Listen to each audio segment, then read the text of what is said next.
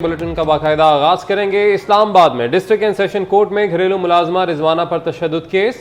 Civil जज की अहलिया मुलजिमा सुमिया आसिम की जमानत खारिज कर दी गई। मुलजिमा को फौरी तौर पर गिरफ्तार कर लिया गया है। कहना चाहती हाँ भी मैनू इंसाफ मिले। मैं किसी के पैसों ते नहीं बैठी, मैं गरीब जरूर हाँ, भुखी मरांगी, प्यासी रह लांगी, बच्ची का इंसाफ लैके छोड़ांगी। मैं इंसाफ लैके छोड़ांगी। मेरी बच्ची उसी ही पई है, मैनू पता, मैं बच्ची दे दी, सुबह दे दी, शाम दे, जीनी या मरदी हाँ मैं उहदे अल वेख वेख के। मेरे को बर्दाश्त नहीं हो रहा। मेरी बच्ची 7 महीने प्यासी रही, भुखी रही, बाहर ग्राउंड च पाती रही, 5-5 दिन अंदर कमरे डक के जाती रही, कश्मीर गई रही सैल करने, बच्ची मेरी अंदर तड़पती रही, सारी दिन भुखी प्यासी। उतना अंदर खुराक इसलिए नहीं जा रही, उदी अगे खुराक कोई नहीं सी। तो इंशाअल्लाह मेरी बच्ची ने इंसाफ मिले। फरजाना सदीक हमारे साथ मौजूद हैं, उनसे मजीद तफसीलात जान लेते हैं। फरजाना बताइएगा, जमानत खारिज हो गई है, मुलजिमा को गिरफ्तार किया जा चुका है, क्या तफसीलात हैं? जी बिल्कुल, district and session court Islamabad में आज कम उम्र मुलाजमा रिजवाना तशद्दुद केस की समाअत हुई। सिविल जज फरख फरीद की जानिब से इस केस की समाअत की गई। मुलजिमा भी अदालत में पेश हुई।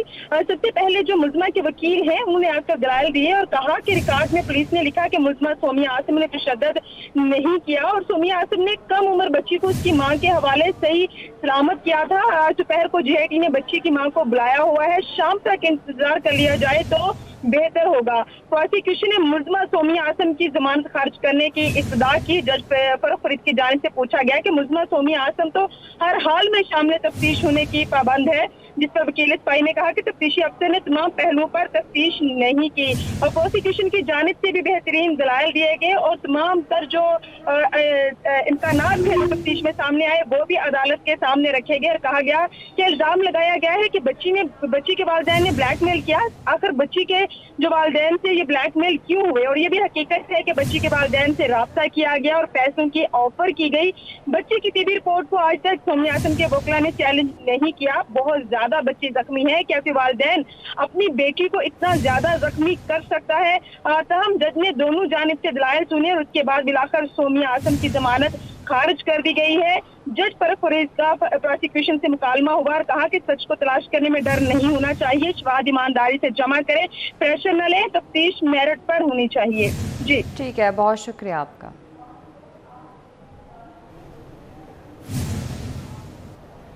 9 मई से मुतालिक नई लीक ऑडियो ने तहलका मचा दिया है। शमशान बुखारी की निजी महफिल में 9 मई के हवाले से हौलनाक इंकशाफात सामने आए हैं। लीक ऑडियो में कहा जा रहा है कि उन्होंने 3 दिन पहले कोर कमेटी की एक मीटिंग रखी। उन्होंने ये फैसला कर लिया है, इस मीटिंग में अफरीदी था, सूरी था, मुराद सईद सबसे ज़्यादा गंदा है। उन्होंने वहाँ डिज़ाइन कर लिया था कि जो एहतजाज करना है फौजियों के खिलाफ करना है। 3 दिन पहले एक मीटिंग रखी कोर कमेटी की, फैसला कर लिया ਉਹਦੇ ਚ अफरीदी सी, सूरी सी, ये वो हाँ सूरी सी, अफरीदी सी, ये सी, सारे ਜਿਹੜੇ ਉਹ ਮੁਰਾਦ ਸਈਦ ਸਭ ਤੋਂ ਜ਼ਿਆਦਾ ਕਰ ਉਹਨਾਂ ਕੇ ਇਹ ਜਿਹੜਾ ਨਾ ਇਹ ਕੀ ਕੀਤਾ ਕਿ ਇਹਨਾਂ ਨੇ ਇਹ ਉੱਥੇ ਡਿਜ਼ਾਈਨ ਕਰ ਲਿਆ ਕਿ ਅਸੀਂ ਜੋ ਇਤਿਹਾਜ ਕਰਨਾ ਫੌਜੀਆਂ ਤੇ ਕਰ। ਇੱਕ ਤੇ ਅੱਲਾਹ ਪਾਕ ਉਹ ਬਚਤ ਰੱਖੀ ਕਿ ਜਿਹੜਾ ਮੈਂ ਉੱਥੇ ਨਹੀਂ ਸੀ। दूजी की बचत रखी कि मैंने यासमीन नाल मेरा बहुत अच्छा तलक है, यासमीन और राशिद नाल चाहिए ते मेरा मतलब बंदे दा चंगा तलक भी होंदा अगर liberty market.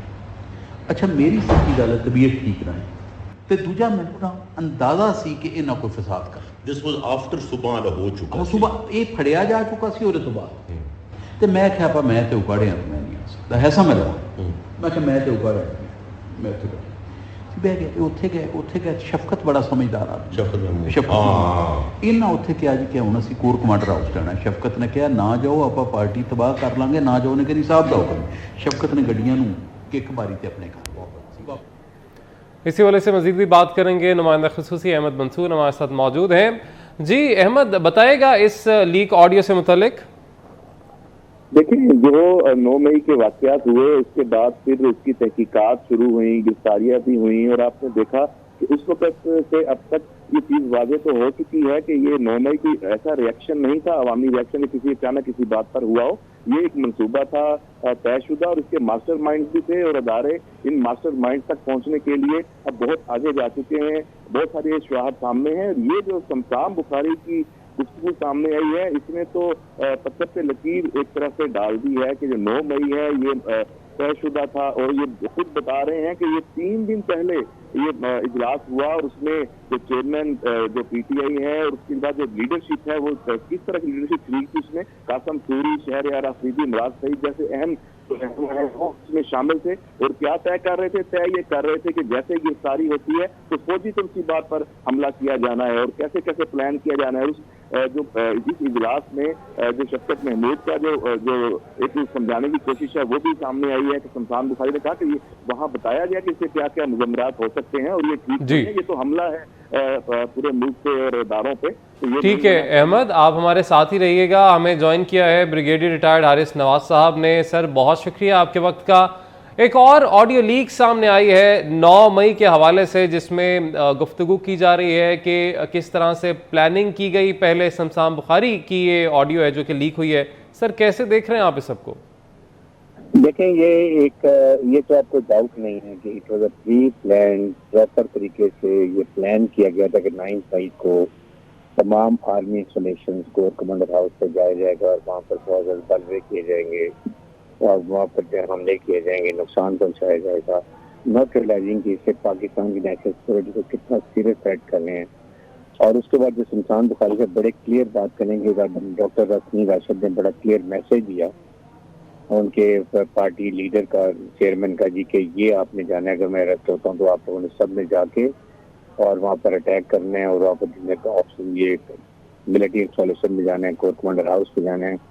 Despite the fact कि वहाँ पर अगर आपको याद हो तो उन्होंने ये भी कहा कि जी मैंने तो कहा कि ये बिल्कुल गलत है। और फिर जब शफकत महमूद को पता चला तो उन्होंने कहा कि ये बिल्कुल नहीं जाना चाहिए, ऐसे नहीं होना चाहिए। फिर वो वापस चले गए, डिड नॉट पार्टिसिपेट लाइक शमशान बुखारी भी।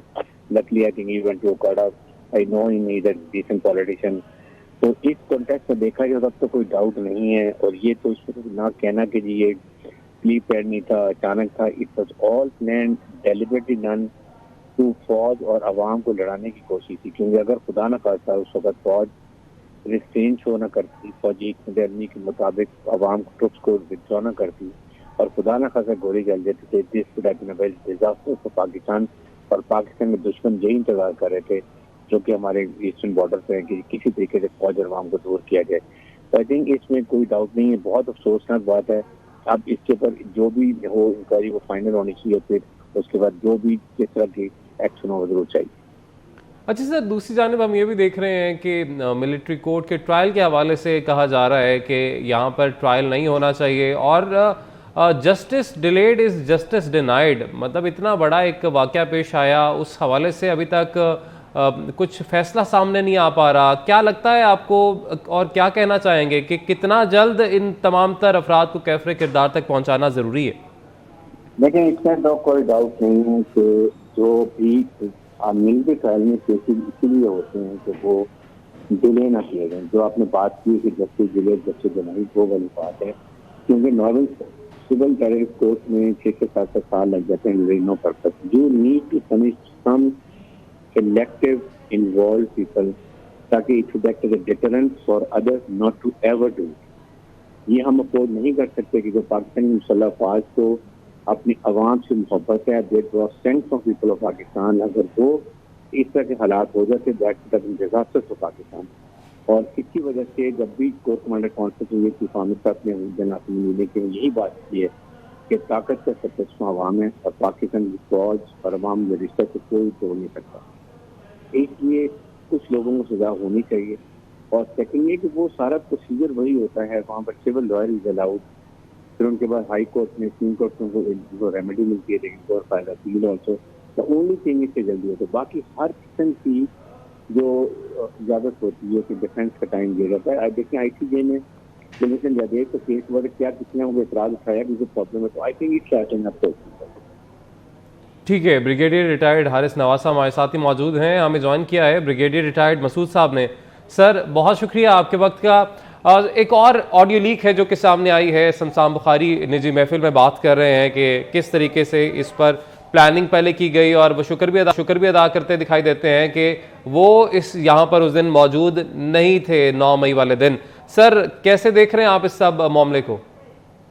जी बहुत शुक्रिया जी। पहले देखें जिस तरह पहले के शवाहिद थे या इन्वेस्टिगेशन पुलिस की थी, फिर आईजीपी पंजाब ने उस वक्त पहले भी बताया था कि ये बेसिकली प्लान अटैक्स थे।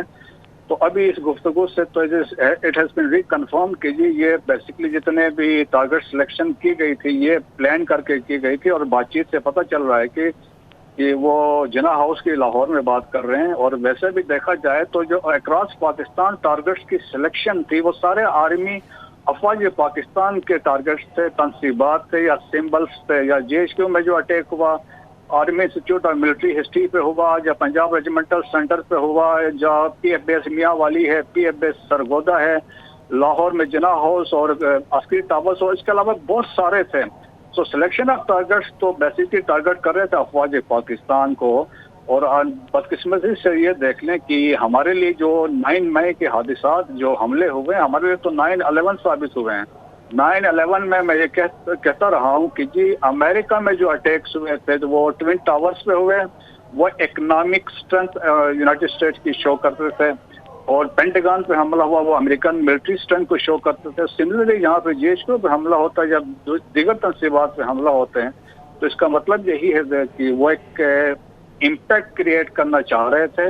और ये स्पॉन्टेनियस नहीं कहा जा सकता है, ये फितरी गैर फितरी आप कहेंगे उस वक्त या अचानक तौर पे एक वो रिएक्शन था, ये कोई फितरी रद्द अमल नहीं था, इट वाज प्लान्ड। और पाकिस्तान देखें ना कि जो दुश्मन 75 ईयर्स में आपके खिलाफ कुछ नहीं कर सका वो हमारे अपने लोगों ने बदकिस्मती से किया। और ख़ास तौर पे इंडिया में वहाँ पे खुशी के शादियाने बजाए गए हैं, वहाँ पे शोज हुए हैं, प्रोग्राम हुए हैं। ठीक है तलत मसूद साहब, बहुत शुक्रिया 24 न्यूज़ से गुफ्तगू करने के लिए। ब्रिगेडियर रिटायर्ड RS नवाज साहब हमारे साथ मौजूद, आपका भी बहुत शुक्रिया। आगे बढ़े आपको बताएं, तोशाखाना केस चेयरमैन PTI को सजा सुनाने जाने के बाद हक दिफा बहाल करने की अपील समाअत के लिए मुकर्रर कर ली गई है। इस्लामाबाद हाई कोर्ट में हक दिफा बहाल करने की अपील 10 अगस्त को समाअत के लिए मुकर्रर कर दी गई है। 10 अगस्त को यह अपील मुकर्रर की गई है। इस्लामाबाद हाई कोर्ट ने इलेक्शन कमीशन को नोटिस जारी करके जवाब तलब कर रखा है। अपडेट कर रहे हैं आपको, तोशाखाना केस चेयरमैन PTI को सजा सुनाए जाने के बाद हक दिफा बहाल करने की अपील समाअत के लिए मुकर्रर। इस्लामाबाद हाई कोर्ट में हक दिफा बहाल करने की अपील 10 अगस्त को समाअत के लिए मुकर्रर की गई है। इस्लामाबाद हाई कोर्ट ने इलेक्शन कमीशन को नोटिस जारी करके जवाब तलब कर रखा है। न्यूज़ स्टूडियो से फिर वक्त इतना ही। किसी भी खबर की तफसील जानने के लिए विजिट कीजिए हमारी वेबसाइट 24newshd.tv।